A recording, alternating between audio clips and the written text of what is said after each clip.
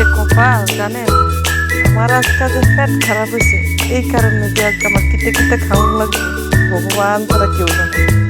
তো hello everyone, welcome back to my channel কৌশলী comedy show. তো আজকে একটা নিরামিষ রেসিপি নিয়ে আইছি।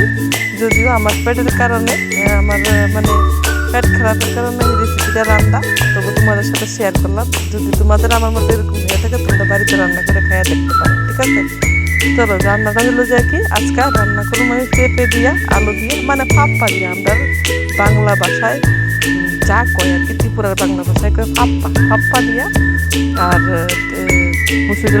মুসুর ডালের বড়া কইরা তারপরে আলু দিয়া সবজি, নিরামিষ সবজি। তো আমি তো পাপ্পা দিয়ে কেটে লেছি, তোমরা দেখছো আলু গালুকা সব কেটে লেছি। কাটানোর পরে দিলাম আলু ভাজলাম, আলু ভাজছে সেরে এখন দিলাম আমি পাপ্পা। এটা পাপ্পা দিয়ে একটু তেল গরম মানে তেল গরম হলে পাপ্পাটি দিবা, তোর একটু হলুদ দিবা, পরিমাণ মতো একটু নুন দিবা মানে লবণ দিবা। দেওয়ানোর পরে তারপর দিয়ে দিবা একটু জল, কারণ যেহেতু আমি পাপ্পাটা ভাপ দিয়ে ফালাইতাম না, সেহেতু একটু জল দিয়ে দিয়েছে। আসলে পাপ্পাটা আছে না ফাইকে গেছে, ফাইকে যাওয়ান করার গতিকে আমি যেটা করছি ভাব থেকে ভাব দিলে আর বেটকাই যাবে। আমি পাপ্পা বেটকাই না, দেখলোই ডর লাগে খাইলে আবার মানে কিতা করতাম পাপ্পা খাইলে বলে লেট্রিন হয়, সেই লেট্রিন ঠিক হয় তেল লেগা এই তরকারিটা রান্নাম, ঠিক আছে?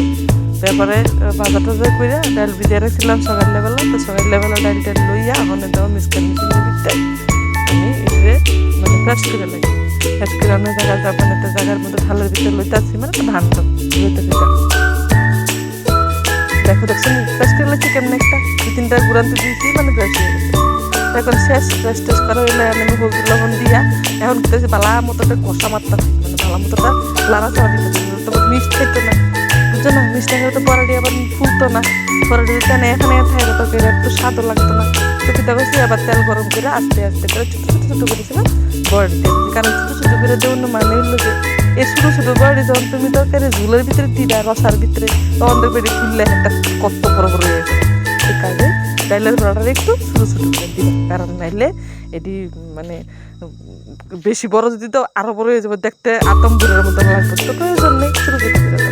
তো আমি দিয়ে বড়া বানিয়ে নিলাম ছোটো ছোটো করে। হইতে না দেখছেন ওই যে আমি আলু আর পাপা ভাজছিলাম পাপ্পা, এই পাপ্পার তেলটার মধ্যে আমি ডাইলের বড়াটা করে লেগেছি অল্প তেল দিয়া।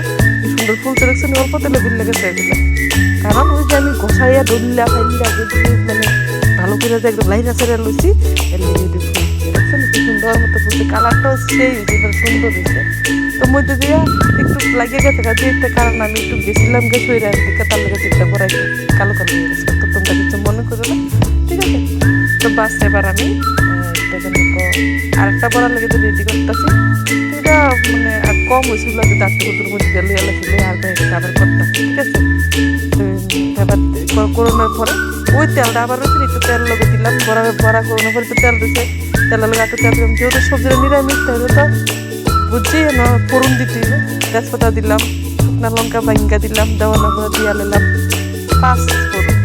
দেওয়ানোর পরে বিশ্বাস করতাম না এমন ঝাঁজ হচ্ছে, আমি হাঁচতে আমার জীবন দিতে জানি কি তরকারি রাখবো, হাঁচু করতে। তো দিয়া নিলাম আমি এবার পাপ্পা আলু দিই। তেলটা যখন সম্পারটা গরম হয়ে আছে দিয়ে নিলাম, যেমন লাড়াচাড়া করতে থাকলাম লাড়তাছি। লাড়ানোর পরে দিয়ালাম আমি মশলাটা কি তা করছি জানো?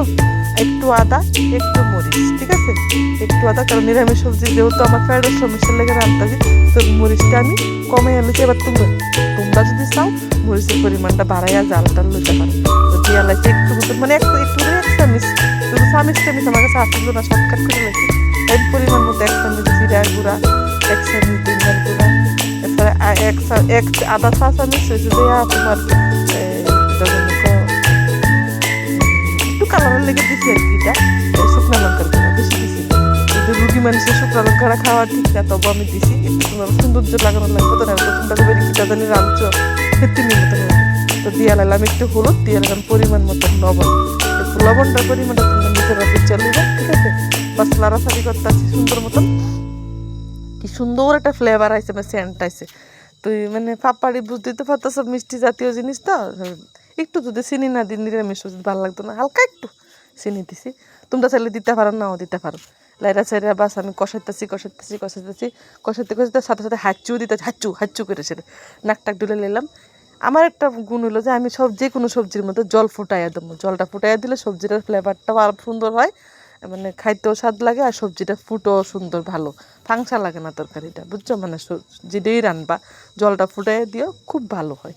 দেখো আমি জল দিয়ে লাইছি পরিমাণ মতো, এবার দেখো জল দিতে দিতেই বগলা নিতে, যেহেতু আমি গরম জল দিছি তো ফুটানতে তো আইবই, গরম জল দিলাম, ফুটানের দেখো কি ফুটতেছে, তারপরে আমি দিয়ালাম ওই যে ছোটো ছোটো করে বানাইছিলাম ডাইলের বড়াড়ি, দিয়া লাইছি মসুর ডালের বড়াড়ি, তো দিয়ে একটু ফুইরা টুইরা গেছে, তোমরা বুঝতেই পারতাছো।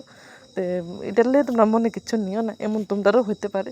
তো দেখো এবার আমি লাইরা ছেড়ে লাইছি, লাইরা ছেড়ে দেখো মানে একটা বগলান দিয়ে ওটা রাখা দিতে হবে, তারপরে দিলাম একটু গরম মশলা, একটু দুধ দিলাম, বেশি একটু গরম মশলা না দিলে ভালো লাগতো না। এরপর দেবো পরিমাণ মতো একটু ঘি, বুঝছো? একটু ঘি যদি না দাও তাহলে নিরামিষ সবজি সেন্টই আইতো না, বুঝছো? একটু ঘি দিয়েছি, ঘিটা যদি আমি স্কিপ করছি দেখাইছি না তোমরা, তোমরা চাইলে ঘি দিতে পারো, নাও দিতে পারো, তো দিয়ে তো সবজি নামিয়ে দেওয়া খুব সুন্দর।